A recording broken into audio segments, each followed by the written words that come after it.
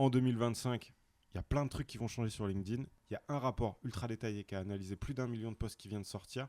Dans l'épisode de cette semaine, on va le décortiquer et on va aussi parler des dernières tendances sur la plateforme pour savoir ce qu'il faut faire pour performer à fond en 2025 sur LinkedIn, que ce soit pour les particuliers, personal branding ou pour les marques. Let's go. Messieurs, cette semaine, on va parler d'un sujet que j'affectionne.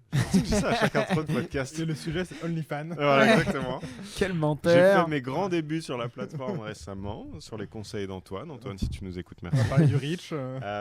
Non, on va parler de LinkedIn. C'est beaucoup plus sage. C'est beaucoup plus sage, c'est beaucoup moins fun. Glenn est à 2 doigts de se casser. Non, LinkedIn parce que je suis récemment tombé sur le dernier rapport d'un charmant monsieur néerlandais qui s'appelle Richard van de Blom. Pardonnez l'accent. Mais qui est connu pour éditer chaque année, depuis déjà 5-6 ans, un rapport très très détaillé sur les évolutions de la plateforme et notamment avec des études plutôt assez poussées sur les évolutions de l'algo, avec un aspect quali-quanti. Et puis là, ils ont analysé, je crois, de mémoire, pour ce dernier rapport, plus d'1 million de publications.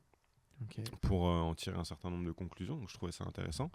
Et je trouvais aussi intéressant de le confronter par rapport à ce qu'on observe nous sur le réseau depuis quelques semaines, quelques mois, parce qu'on est actif sur la plateforme, aussi bien sur la page de Tierfest que sur nos comptes perso depuis un moment déjà. On teste régulièrement pas mal de choses. Je pense que j'attaquerai avec ça, mais notamment je pourrais faire un retour aussi sur ce que j'ai constaté sur la vidéo courte, format vertical ces dernières semaines. Et puis que je puisse aussi vous alimenter avec une partie du contenu de ce rapport et puis qu'on puisse poser la question de savoir comment on se l'approprie aussi, encore une fois, toujours pour nos marques, quoi. J'ai envie de dire une connerie. J'ai adoré la lecture avec Ben. Oui, non, mais on l'a lu et c'était passionnant. La page 46. Ouais. Banger. Voilà, ok. Exactement. Très Dites-nous bien. si vous avez aimé la page 46 en commentaire. Le ton est posé. Non, alors, premier retour d'expérience déjà, avant d'attaquer sur le rapport. Moi, on peut pas parler de LinkedIn sans que je ne parle de mon reach astronomique de ces dernières semaines grâce à la vidéo verticale, parce que je fais 500 000 impressions en 14 jours, donc ce qui est assez monstrueux. Énorme, ouais. Ce qui était, je vais pas dire prévisible, mais pas surprenant, parce que ils ont sorti le nouveau feed, donc 100% vidéo verticale, très immersif, comme ce qu'on peut voir sur à peu près tous les autres réseaux. Ce qui se passe et comment j'explique que j'ai eu autant de reach, au-delà de la qualité du contenu qui est incroyable, parce qu'en grande partie produit par Tom qui est derrière la caméra, c'est surtout qu'on est à une étape où il y a plus de demandes que d'offres. Oui. Et donc du coup, mécaniquement, le peu d'offres qu'il y a sur la plateforme se retrouve vachement poussé par l'algo, ce qui signifie que là, pendant un moment, il va y avoir une fenêtre de tir, ça ne durera pas très longtemps. En fait, il faut penser TikTok il y a 3 ans, quoi, où globalement la moindre vidéo faisait des milliers ou des dizaines de milliers de vues, voire plus pour certaines d'entre elles, parce que en fait la plateforme a besoin de contenu à pousser, quoi. Donc ça veut dire que pour les personnes qui ont potentiellement déjà un backlog de vidéos à uploader sur le réseau, c'est le bon moment pour le faire, sous réserve que évidemment la thématique s'y prête, parce que ça reste un réseau très professionnel B2B, hein. Mais ça veut surtout dire aussi que pour ceux qui potentiellement n'avaient pas encore sauté le pas, là il y a une belle opportunité d'aller chercher un reach organique très costaud sur une plateforme qui en plus, et ça vaut le coup d'être souligné, sur laquelle la diffusion coûte très cher. Parce que si j'avais voulu faire le même nombre d'impressions grâce à du paid, on se parle peut-être de 5 000 € d'achat média, je pense, un truc comme ça, pas loin. Un CPM qui est beaucoup plus élevé. C'est peut-être une bêtise, mais en tout cas, le CPM est quand même très élevé. Et donc là, il y a l'opportunité pour les marques et les personnalités, en tout cas les gens qui prennent la parole sur le réseau, de faire beaucoup de reach organique pendant, je pense, encore quelques semaines, voire quelques mois, puisque il y a des chances pour que ça continue encore. Ouais. Et je me pose la question, parce qu'on voit là, même sur nos vidéos, beaucoup d'impressions, mais un engagement qui reste quand même faible. Et je me demande comment l'algorithme fonctionne là-dessus et à qui il le pousse. Et est-ce que nous, on a beaucoup de contenu sur notre page très expertise et des fois relativement niché. Et je me dis si, pour nous, on a envie de rentrer dans cette mouvance et de se dire, voilà, on va être peut-être un peu plus mainstream là-dessus, mais juste à minima pour tester, parce que je me dis, là, on doit être amené à plein de gens qui se disent, c'est qui ces mecs-là, qui ont un avis très tranché sur le social media. Et je me dis peut-être, d'avoir des discours un peu plus larges quand on est sur des périodes comme ça où le réseau ouvre un peu plus ses portes. Je pense que tu as raison. Après, ce que je pense aussi sur le delta entre impression et engagement, c'est que je pense qu'il y a aussi les usages. Je pense que là, il y a potentiellement une population de gens qui ne sont pas forcément présents sur les autres réseaux, style TikTok ou Insta. Bon, encore qu'il y a peu de chances quand même, au moins Instagram. Mais il y a aussi des gens qui n'ont pas forcément été habitués à consommer ce genre de format sur le réseau, interagir avec ce genre de format. Je pense que ça peut expliquer une partie du delta. Mais tu as raison, je pense que là, l'algo, il est en train aussi d'affiner son ciblage. Et donc, il pousse et il voit ce qu'il prend, ce qui réagit. Mais ce que tu dis est vrai, il y a sans doute une opportunité de se dire, sur ce type de contenu, et ça ne doit pas nous empêcher de continuer à poster. Enfin, moi, sur mon profil, j'ai aussi bien de la vidéo courte que des contenus posts avec une photo, des choses comme ça. Je pense qu'il faut continuer à poster, à utiliser l'ensemble des outils et des formats sur le réseau. Mais effectivement, peut-être questionner la finalité de chacun de ces formats. De se dire, je garde l'expertise pointue sur des posts textes. Je sais que je ferai moins d'engagement, mais au fond, c'est pas mon enjeu. C'est plus d'aller crédibiliser, rassurer, légitimer. Et par contre, faire de la découvrabilité et donc potentiellement de la croissance avec des contenus un peu plus mainstream en vidéo. Quoi. Et est-ce que tu vois, si tu vois pas de forcément un nombre de likes ou un engagement fort sur ces contenus-là, un nombre de visites aussi. Visites et abonnés. Okay. Ouais, j'ai plus de. Ouais, donc intéressant rien que de ce point de vue-là, un peu comme les. Ça me fait penser au YouTube Short, tu vois, où tu vas surtout chercher des abos et de la visibilité, enfin presque le comparer à ça. Exactement. Après, j'avoue que j'ai pas pris le temps de faire une analyse détaillée des profils des personnes qui se sont abonnées à moi, ce qui pourrait aussi m'aiguiller sur à qui ces vidéos sont poussées, tu vois. Mais clairement. Alors, je sais pas combien je prends d'abonnés en moyenne par semaine. Je pense que je dois en prendre une quinzaine par semaine en général, tu vois, en temps normal. Et là, j'étais plus à 25-30 sur les 2-3 dernières semaines. Donc c'est pas anodin. 100% d'augmentation. 100% d'augmentation. Non, mais il y a un truc qui est intéressant aussi, c'est de voir. Aujourd'hui, je pense que LinkedIn, je pense que les Reels, etc., quand ils sont arrivés, je pense qu'encore LinkedIn n'a pas encore réussi à trouver son ton. Moi, de toute façon, je le savais, je suis moins actif sur LinkedIn. Ça reste ça que je suis présent, mais c'est pas le truc où je passe plus de temps, etc. dessus. Du coup, aujourd'hui, je pense que les créateurs qui mettent des reels, etc., ils créent pas du contenu propriétaire à LinkedIn. Non. Ça vient d'Insta, ça vient de ça. Et en fait, je trouve qu'aujourd'hui, tous les contenus short, reel LinkedIn, qui performent le mieux, c'est les contenus humour. Ceux que je vois des stats monstrueuses, etc. Des contenus assez courts, que les gens vont mettre un like pour dire c'était drôle, etc. Et en fait, je regardais un peu les réactions. T'as beaucoup pour les contenus qui pop, c'est beaucoup de cœur ou beaucoup de rigole, je rigole, quoi. Et je pense qu'on est un peu dans cette vague où je pense qu'il y aura des créateurs qui vont réussir à émerger parce qu'ils vont réussir à amener un ton spécifique à LinkedIn. Ouais. Et là, je trouve en ce moment, c'est que les gens ils dupliquent le contenu qu'ils feraient sur Insta. Et du coup, je trouve qu'il n'y a pas vraiment de plus-value à scroller sur LinkedIn. Je pense que moi, en tant qu'utilisateur, je ne vais pas m'amuser à scroller sur LinkedIn. Et peut-être parce que dans l'usage qu'on a de cette plateforme, il y a un côté où on le fait, bon après j'extrapole, mais dans un usage professionnel. Tu viens pas chercher ça sur cette plateforme-là. Quoi. Et à ce timing où je suis dessus, je vais pas chercher ce genre de choses.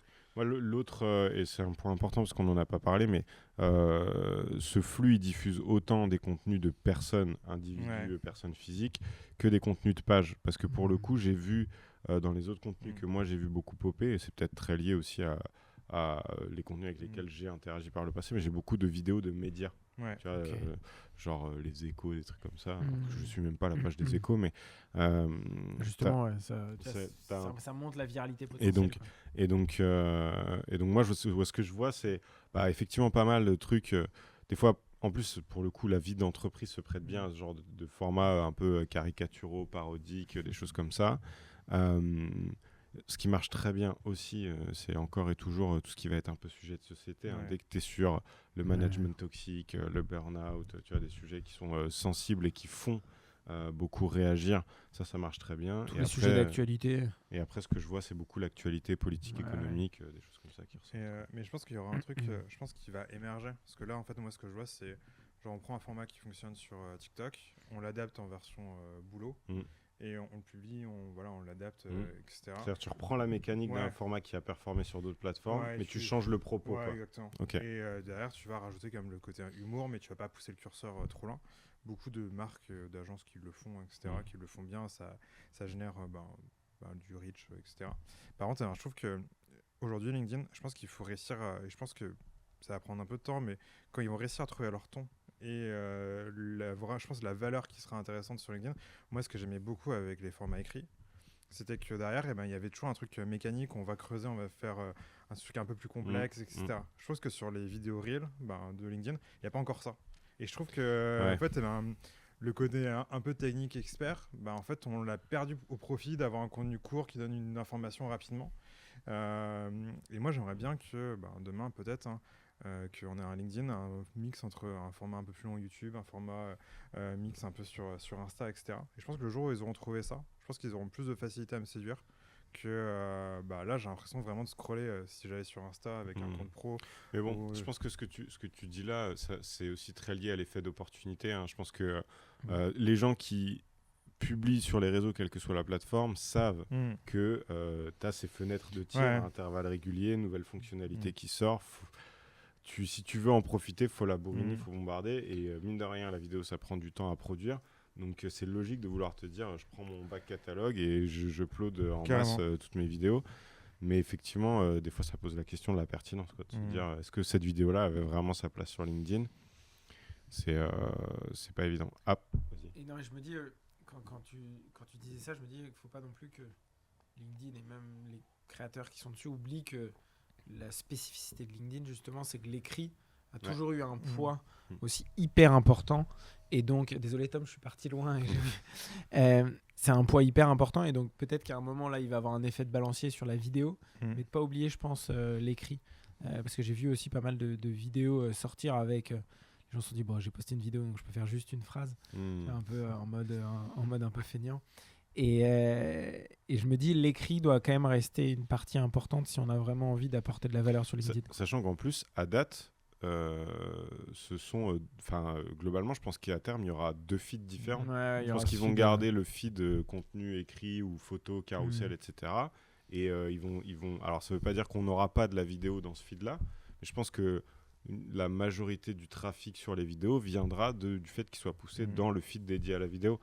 Et c'est pas dit à la YouTube, tu vois. Et c'est pas dit que qui distingue les shorts et les longs. Et c'est pas dit qu'il y ait des gens qui n'aillent jamais sur ce feed. Il y a aussi dans les habitudes de consommation, je pense qu'il y aura 2 types de population. Il y a des gens qui vont intégrer le feed vidéo à leur consommation LinkedIn au même titre que le feed classique, et il y en a d'autres qui se diront ok, fine, ça existe, mais dans les faits je suis très bien avec parce que la consommation que j'en ai, ce que je viens chercher sur ce réseau-là, je veux plus des contenus un peu plus écrits, un peu plus étayés, sans doute un peu plus réfléchis ou autres. Donc, tu vois, là, un truc que moi je vois qui est en train de se dessiner aussi pas mal sur LinkedIn, c'est du coup les gens qui sont appropriés, du coup, qui sont venus, je pense, pour les formats courts, vidéo, etc., du coup, font des contenus écrits, mais plutôt comme s'ils étaient sur Twitter ou sur Thread.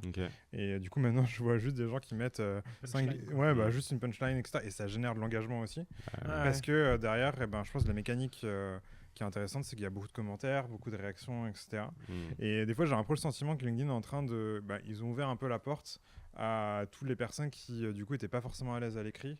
Et du coup, il y a un peu moins de quali, etc. dedans. Et moi, je me retrouve moins, dans le sens où je suis pas très à l'aise à l'écrit, donc ça faisait que j'écrivais pas beaucoup. Par contre, je consommais beaucoup les posts rédigés, notamment les tiens, tu vois, avec un truc avec...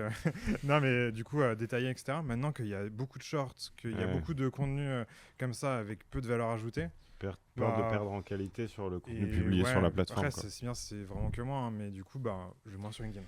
Ouais, après je pense qu'il y aura, c'est comme tout, à partir du moment où le nombre de créateurs de contenu va augmenter, tu auras un travail de curation à faire, de te désabonner de gens, tu vois, de demander à masquer certaines publications pour continuer à avoir un feed qui soit relativement qualitatif. Après, j'ai plus la stat exacte en tête, mais de mémoire, c'est quand même encore une toute petite portion, et pour moi l'effet d'opportunité sur LinkedIn il est là, hein.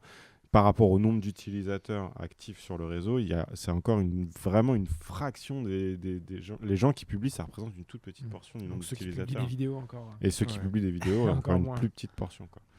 Dans les autres trucs, donc ça, c'était pas dans le rapport, c'était plus retour d'expérience de ce que j'ai pu constater ces dernières semaines. Dans les autres choses qui étaient intéressantes dans ce rapport-là, c'est qu'il y avait pas mal de distinctions que je trouvais plutôt cool où en gros l'algorithme de LinkedIn aujourd'hui est en capacité de faire la distinction entre, parce que c'est pareil, c'est quelque chose qui était un peu reproché aussi à un moment au réseau, de gens qui faisaient beaucoup de storytelling, de contenu un peu auto-centré, très ma vie, mon œuvre, quoi. Je plaide coupable, ça m'arrive, je leur jette pas la pierre. Mais ce qui était intéressant, c'est qu'apparemment l'algo distingue entre ces contenus-là et les contenus expertise. Les contenus expertise sont poussés à tes abonnés, là où les contenus storytelling personnel sont poussés à tes connexions. Il arrive à faire la distinction entre les deux. Et donc, c'est hyper intéressant parce qu'en gros, le postulat, c'est de se dire les gens qui s'abonnent à toi s'abonnent pour ton expertise parce que ils sont intéressés par ce que tu peux avoir à raconter sur ton métier, etc. Versus tes connexions, ce qui suppose un lien, entre guillemets, de proximité un peu plus... Enfin, t'es plus proche de tes connexions que de tes abonnés et donc potentiellement des gens qui sont plus susceptibles d'être intéressés par ce que tu peux avoir à raconter. Je pense que le postulat derrière étant tes connexions, c'est soit des gens avec qui tu as bossé dans une expérience professionnelle passée, soit des gens avec qui tu travailles aujourd'hui, soit des gens avec qui tu as vocation à travailler à l'avenir. Enfin, une espèce de truc de on va bosser ensemble et donc on est un peu plus proche que juste des gens qui s'abonnent, quoi. Faudrait qu'on arrête d'accepter tous les gens qui nous demandent, quoi. Et ben justement, alors je ne le savais pas, mais j'ai appris qu'il y avait un nombre max de connexions. C'est capé à 30 000 et c'est 30 000 depuis 2018, ça ne bougera pas. Parce que le mec qui a écrit le rapport, en l'occurrence, lui, il a... je crois qu'il a 175 000 personnes en tout qui le suivent, dont 28 000 connexions. Et il disait que du coup, il est en train de monitorer le truc parce que en sachant que ton contenu... en fait, il arrive un moment où tu dois te poser la question de savoir est-ce que j'ai vraiment un intérêt d'avoir cette personne-là dans mon réseau, étant précisé que du coup, potentiellement, elle verra plus certains contenus que d'autres et qu'à un moment, je vais max out la capacité de connexion, quoi. Peut-être à un moment se dire ne pas accepter tout le monde. C'est vrai que des fois, quand tu as quelqu'un que tu connais pas, c'est la majorité. Souvent, tu accepte, te fais quoi. Ouais, c'est ça. Une heure après, tu reçois un message automatisé. Comme nous. Exactement. Nous, on n'automatise pas, on le fait à la mano. Oui, toujours. Bien sûr.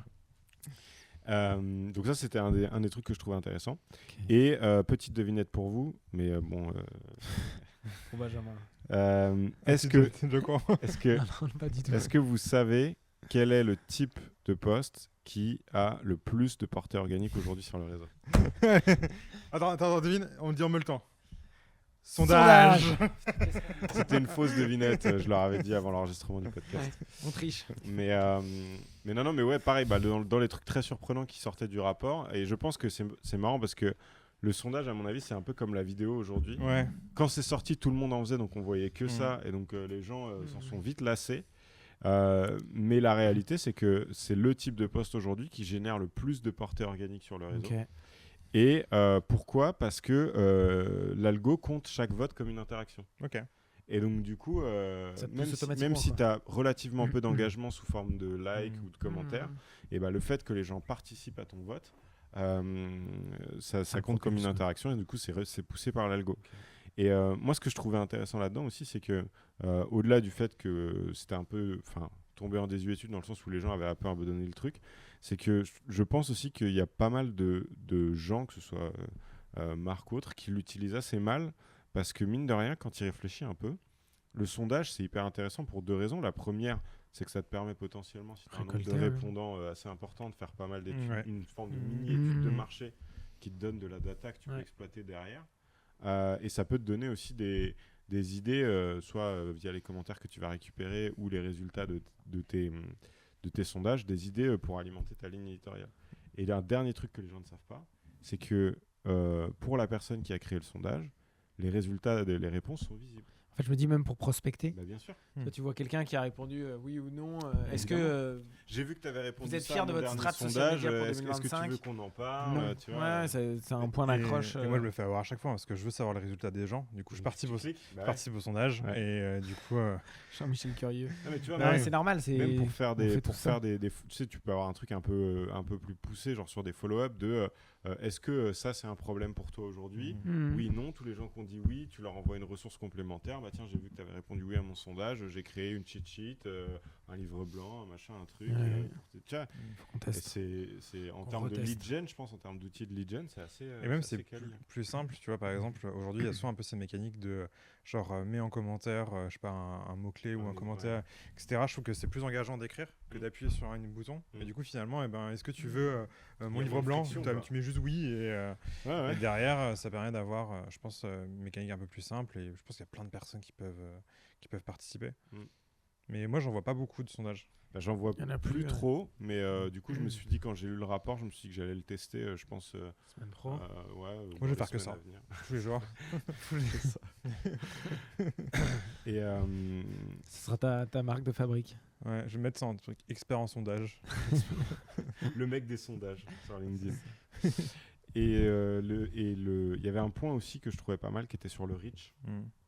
Je sais pas comment c'est vrai que vous postez un petit peu moins ces derniers temps, mais tout le monde parle du fait que le reach a baissé un peu sur la plateforme.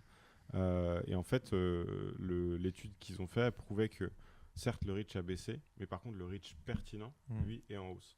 Et comment ils l'ont évalué? C'est-à-dire qu'à reach équivalent, ils ont mesuré les conversions. Donc c'est-à-dire que aujourd'hui, 2 posts qui font le même reach, un post aujourd'hui génère plus de conversions qu'un post il y a 6 mois. Donc, c'est-à-dire que, et même, c'est plus dur d'atteindre ce même reach peut-être. Voilà, et même ce qu'ils constatent aujourd'hui, c'est que certains posts qui font moins de reach génèrent plus de conversions. Donc ça veut dire que maturité certes, on touche moins de gens, ouais. mais par contre on touche plus de gens qui rentrent dans la cible qu'on cherche à toucher, quoi. Ça veut dire que la capacité de l'algo à cerner tout ça elle est meilleure, quoi. Elle est meilleure, ouais. C'est vrai que je trouve que ça faisait partie des enjeux, je trouvais, si tu n'avais pas un vrai système de curation, je trouvais que LinkedIn avait du mal à t'amener le contenu que tu aimais, quoi. Là où d'autres réseaux, Insta, TikTok ou autres, tu n'as pas besoin de passer beaucoup de temps pour qu'ils sachent quel type de contenu tu veux. Là où en LinkedIn, tu as tes connexions, tes abonnements, et je pense que c'est ça aussi qui crée un peu cette friction-là. J'ai un truc assez marrant sur mon, ma timeline LinkedIn, qui pour moi, mon feed de LinkedIn qui est intéressant, c'est d'avoir ce côté où genre, j'ai les interactions des gens avec qui je communique. Du coup, j'ai toutes vos interactions à vous deux. Donc, visuellement, je vois à chaque fois. Mais c'est pratique, hein. Comme j'ai peu d'interactions avec d'autres personnes, je mets jamais de like, etc. Je mets pas de commentaires, je suis le pire. Mais pas comme abonné, quoi. Et du coup, je vois du coup ce que vous suivez. Du coup, ça me permet, moi, à titre perso, de aussi faire la même veille que vous. Donc, du coup, vous avez une interaction, je le vois. Et sinon, c'est que des agences ou des marques que je suis. Et du coup, j'aime trop. En fait, je trouve que ma timeline, elle est trop cool parce qu'à regarder, j'ai que des trucs que j'apprécie et j'ai pas un peu de découvrabilité. J'ai pas un truc où j'ai Jean-Michel qui a partagé tel truc. Il apparaît pas parce que comme j'ai jamais interagi avec lui. C'est-à-dire que s'il n'y a pas quelqu'un de ton réseau qui a interagi, a fortiori quelqu'un avec qui j'interagis, proche, et du coup, j'aime trop. Je trouve que là, aujourd'hui, je trouve que c'est un super outil de veille. J'ai tout intérêt à garder la même chose. Et si LinkedIn pouvait me figer mon truc, je crois, on peut leur demander de verrouiller mais je trouve que vraiment, je pense qu'on parle beaucoup de reach, de performance sur LinkedIn. Je trouve que n'empêche à utiliser LinkedIn juste pour toi ta veille perso, être au courant de l'actualité et tout, que c'est un super bon outil. Et du coup, c'est là aussi pour ça que moi je suis un peu plus frileux avec les YouTube, les shorts, etc. C'est que je trouve que on perd un peu ce truc là de moi je suis un mec de LinkedIn un peu à l'ancienne Twitter, très RP, quoi. Je veux savoir ce qui se passe dans le monde, je veux savoir ce qui se passe dans le monde des entreprises, etc. Et ça m'intéresse et j'ai pas envie d'être pollué par du storytelling, par de l'ego trip, etc. Et le risque, plus l'algorithme de recommandation va se calquer sur celui des autres plateformes, plus on va observer le même effet qui est la caisse de résonance. Ce que tu as aujourd'hui, quand tu disais très vite, Instagram et TikTok sont en capacité de cerner ce que tu aimes et ils te montrent plus de ce que tu aimes. C'est-à-dire que tu as beaucoup moins de. Ce qui est un peu moins vrai sur un TikTok où justement il essaye de te faire t'amener des fois à découvrir d'autres choses. C'est ça que je trouve intéressant, c'est que moi je le vis. Peut-être les utilisateurs le vivent pas comme ça, mais du coup maintenant je vois que des trucs qui me plaisent et lesquels j'ai déjà interagi avant. Ça me met dans un petit cocon, une petite bulle, mais je trouve que du coup mon like et le retour que je vais faire quand je vais mettre un commentaire a beaucoup plus d'impact qu'à l'époque. Où à l'époque, je voyais quand même énormément de choses, où derrière, j'avais un peu tendance à liker facilement. Quoi. Ce qui se passait, quoi. Sans pour autant y mettre de l'énergie, à vraiment lire les choses. Quoi. C'est peut-être pour ça que j'ai un feed. je like facile quand je vois une publication. Et d'ailleurs, tu soulevais un point que je trouvais intéressant. Très bon post. Tu disais, faut pas m'avoir comme abonné parce que je like et je commande peu. Je rebondis là-dessus parce que Il y a un truc que j'ai trouvé intéressant aussi sur l'évolution un peu de l'algo, c'est que parce qu'on sait qu'il y a aussi une grosse barrière à l'entrée pour les gens. Pour en avoir parlé il n'y a pas longtemps, j'animais un atelier chez le groupe Le Duf là, sur comment prendre la parole sur LinkedIn quand on doit se lancer, c'est comment faire ses premiers pas sur la plateforme. Et tu sens qu'il y a des freins, quoi. Il y a quand même des gens, même s'ils ont envie, ils ont beaucoup de résistance parce que peur, j'ai rien à raconter, le classique, j'ai pas grand chose à dire. La peur du regard des autres et des collègues en particulier.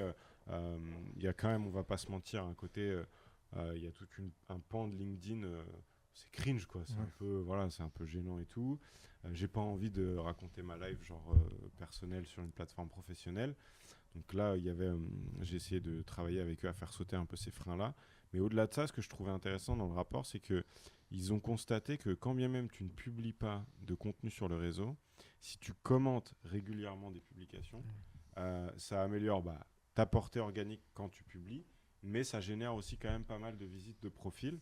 Et ce qui est assez logique, parce que si tu laisse des commentaires avec un peu de valeur ajoutée, que tu apportes quelque chose au débat, ou même des fois juste je suis pas d'accord, je le dis, ou je suis d'accord pour telle raison, ou je suis d'accord et je rajouterais même ça, et tu t'attires l'attention de toutes les personnes qui ont vu ce post, qui ont interagi avec, etc. Et c'est assez significatif comme chiffre parce que il disait que si tu laisses 10 commentaires par jour sur la plateforme, ce qui est relativement conséquent, on va pas se mentir, faut laisser un peu de temps, surtout si tu veux faire des commentaires qui ressemblent à quelque chose. J'adore Flamme. Ouais, j'adore Flamme. Ça marche pas. J'ai perdu mon enfant, j'adore Flamme, j'aurais dû le lire. Alors, en termes de boost sur la perf, c'est 20 à 25% de plus sur la portée organique de tes posts et sur les visites de profil. Et c'est là où le fait de bien faire ta curation sur ton fil d'actualité, c'est hyper important pour pas perdre de temps, parce que un des principaux freins quand tu vas dire faut laisser 10 commentaires par jour sur le réseau, les gens vont te dire oui mais t'es sympa, faut trouver 10 posts à commenter. Si ta curation est bien faite, et après tu peux aussi avoir des tips genre tu mets dans tes favoris sur ton navigateur les profils de 10-15 créateurs de contenu que tu aimes bien, ou des concurrents ou des clients potentiels, et tu te fais ta routine, tous les matins tu passes, tu regardes c'est quoi leur dernier post et puis tu commentes, quoi. Mais il y a un enjeu à essayer de rendre le truc efficace, quoi. Déjà, Thomas, tu as réussi à me réconcilier avec LinkedIn. Magnifique. Au début du podcast, il détestait. Maintenant, c'est son meilleur outil de veille. Non, mais ce qui est bien, c'est qu'il est dur à faire changer. Non, il y avait dans 10 minutes, il a investi dans LinkedIn. Un côté un peu exultoire, tu vois, de voir, de pouvoir le dire. Ça fait du bien de parler. Ça, de dire, LinkedIn, je te déteste, mais je t'aime quand même un peu. Relation amour-haine. Mais du coup, j'avais une question pour vous deux. Moi, je me mets à la place des marques sur la plateforme, etc. Est-ce que des marques B2C, vu que maintenant, en fait, on a des contenus qui ressemblent à des réels, Insta, YouTube, TikTok, etc., est-ce qu'on n'aura pas un enjeu aujourd'hui à bosser avec des entrepreneurs ou des créateurs de contenu LinkedIn avec les mêmes mécaniques qu'on pourrait le faire je prends par exemple un Oli, qui est boisson énergisante sans sucre, cible des créateurs potentiellement, des entrepreneurs et tout. Est-ce qu'on n'a pas tout intérêt à faire les mêmes campagnes UGC qu'ils peuvent faire sur Insta et TikTok, sur LinkedIn? Là, c'est une cible particulière parce que tu vois, Oli, ça va être une cible de créateurs de contenu, donc potentiellement, je pense que tu pourrais avoir les mêmes codes. Athlète, tu vois, t'as comment il s'appelle, Gaël Monfils, c'est sur LinkedIn, t'en as quelques-uns qui débarquent. T'en as. Mais sur nos marques à nous, je trouve que sur tous les autres plateformes, nos contenus vont assez bien, tu vois, sur Insta, sur TikTok, ça peut perdre. Sur LinkedIn, moi, j'ai envie de voir vraiment les backstage de la marque, et même, voilà, juste pas, tu vois, j'ai pas envie de voir du produit, de la recette, j'ai vraiment envie de voir encore plus les backstage. Moi, si je fais abstraction de nos marques, sur ta question, genre si je recule d'un niveau qui est est-ce que les mêmes mécaniques auraient du sens, je pense que oui. Et on le voit, j'ai pas encore eu le temps de l'écouter, mais Tiffany, qu'on aime beaucoup et qu'on salue si elle nous écoute, a sorti un épisode de podcast avec Alix Vion, qui bossait chez Linker et qui a lancé son agence d'influence B2B. Donc c'est dans ma liste de lecture, il faut que je l'écoute, mais on voit que l'influence B2B c'est quelque chose qui se développe. Aujourd'hui c'est très orienté outils. Tu fais la promotion de SaaS, tu fais la promotion de prestataires de services, style des cabinets comptables, des avocats, des trucs comme ça. Mais je pense qu'il y a un monde demain où tu peux tout à fait effectivement te dire ça me choquerait pas du tout que des entrepreneurs un peu en vue fassent la... Tu vois, c'est sûr. Tu vois, même Anthony Bourbon qui est hyper dans ce milieu-là, il pourrait faire livrer du feed à tous ses potes entrepreneurs qui sont connus sur LinkedIn et dire mes journées sont hyper remplies, j'ai 15 minutes pour manger le midi, je me pose pas la question, je bouffe du feed, tu vois. Ouais, mais en fait je me dis qu'aujourd'hui il y a plein de trucs où c'était hyper compliqué de faire un placement de produit dans un format du coup texte, parce que ça marchait pas très bien. Là aujourd'hui avec les formats courts, intégrer un produit visuellement, c'est devenu presque simple. Et avec le volume qui est créé chaque jour, j'ai l'impression aussi qu'un contenu vidéo reste un peu moins dans le temps, etc. Et les créateurs se disent, bon, je peux en faire un paquet et on va passer vite à autre chose. Et je pense que du coup, il y a peut-être un peu moins de risque de se faire bâcher par la communauté. Et d'autant plus que ça boucle un peu la boucle avec le début de la conversation, mais tu peux aujourd'hui, imaginons, je sais pas, moi j'ai pas énormément d'abonnés, je vais en avoir bientôt 5000 sur le réseau. J'ai, sur les 3 dernières semaines, 2 de mes vidéos qui ont fait plus de 100 000 impressions, une qui en a fait plus de 400 000. Donc, des tout petits créateurs à qui tu peux négocier des tarots qui sont du coup pas hyper élevés sur un pack de 3, 4, 5 contenus, parce que là, tu as encore une donnée qui est... c'est un peu aléatoire, tu vois, t'es pas garanti que ton truc il va être pris par l'algo, mais tu peux imaginer des modalités pour les marques qui leur permettent d'avoir beaucoup de visibilité à pas trop cher, parce que même les petits créateurs bénéficient d'un reach organique hyper élevé. Et si tu négocies un truc sur un pack de 3, 4, 5, 6 vidéos, dans le lot, il y a de fortes chances à date qu'il y en ait une ou deux qui pop et que tu fasses 200, 300, 400 000 impressions. Ou encore une fois, pour rappel, le paid coûte hyper cher sur cette plateforme. Donc je pense qu'il y a des trucs à faire. Parce qu'en fait, moi je suis sûr que sur l'influence, il y a des choses. Je pensais notamment du coup à un Chrono Drive où typiquement la cible et l'audience elle est présente sur la plateforme, etc. Avoir quelqu'un qui ouvertement dit que là, sans chrono, il pourrait pas gérer ses courses, etc. Je trouve le truc est assez engageant. Je pense qu'en plus, le créateur peut mettre en avant ses coulisses et ses backstage en disant... je pense à Glenn, hein, je pense il fait une vidéo vlog, etc. Et derrière, il y a le contenu où il va chez Chrono récupérer son sapin de Noël. Parce que il est à prix coûtant sur le quai. 18,26 €. Et derrière, en fait... Ce podcast n'est pas sponsorisé par Et il sortira après Noël sûrement. Désolé Alex. Mais du coup, je trouve hyper intéressant, c'est de se dire qu'en fait, aujourd'hui, on peut l'intégrer assez facilement. Ça fait un contenu qui peut plaire à la communauté. Et en même temps, pour la marque, je pense que c'est un coût, tu le disais. Je pense que c'est assez faible. Tu vas avoir Glenn pour créer un contenu là-dessus. Je pense que je ne sais pas si tu peux faire la dotation de bons d'achat, etc. Mais je pense que tu peux avoir ce contenu-là et potentiellement, tu peux négocier avec la personne pour le réutiliser en ads sur Insta, sur TikTok. Et tu vois, je pense que tu dis est intéressant parce qu'on parlait tout à l'heure du fait que à date, le contenu proposé, c'est plus de la duplication de ce qui se fait sur d'autres réseaux. Et parmi, je pense, les contenus qui, à terme, performeront bien en vidéo sur LinkedIn, tout ce qui est backstage, coulisses, marchera à mon sens très bien parce que ça va dans le sens de ce qu'on se disait sur l'authenticité, le building public, etc. Et ce type de format, pour l'intégration de produits, c'est génial. Parce qu'en fait, tu n'as même pas à poser la question de la scénarisation. C'est-à-dire que c'est dans ton quotidien. Dans ton quotidien, comme le fait Nick Baer, dont je parle tout le temps. Tu prends des marques et... Donc, je pense qu'il y a un truc. Je pense que peut-être... En fait, c'est un move global à prendre. Quoi. Même sur des marques, je pense à ça. Tu vois. Y a des formats de vidéo qui se prêteraient particulièrement bien à des trucs très visuels. Les tablettes, là, Remarkable, putain, c'est golden, tu vois. Tu fais de la dotation produit, le truc coûte 500-600 balles. Moi, on m'en envoie une, je suis content. Faire des vidéos où je fais des croquis, let's go, hein, et ça marchera super bien sur le réseau. Et même, tu as le côté où, tu vois, genre, truc, je pense encore produit, mais par exemple, les Armor Délice sponsorise tous nos brainstorming. Tous nos brainstorming, ils sont comme ça, filmés, etc. Tu vois, le paquet au milieu de la table, tu t'incrustes à des passages. Je pense qu'on a un truc, je pense, à tirer dans le sens où comment on place, du coup, des produits de nos clients chez des agences, des entreprises qui documentent. Et en fait, t'es pas mal visible et derrière, tu peux... En fait, les marques sont pas habituées même à recevoir ça, donc ils vont le faire spontanément, un peu comme au début de l'influence sur les autres réseaux où tu recevais un produit, t'étais juste content. Et aujourd'hui, les gens, même à 3-4 000 abonnés sur Insta, vont te demander de l'argent. Le truc intéressant, je pense, c'est de spotter les marques, les entreprises, les créateurs qui aiment bien documenter, qui documenter. Et du coup, comme ça, tu leur crées une occasion de documenter les choses. Parce qu'on le disait, souvent le plus compliqué, c'est de trouver un sujet de conversation. Donc vraiment pour faire. Et bah du coup là en fait tu donnes une bonne occasion. On aimait bien faire ça à l'époque. C'était livrer des palettes de produits.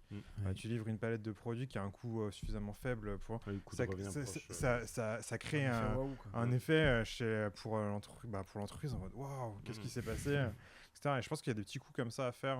Je pense sur LinkedIn et s'amuser. On va creuser. On se quitte là-dessus. À la semaine prochaine.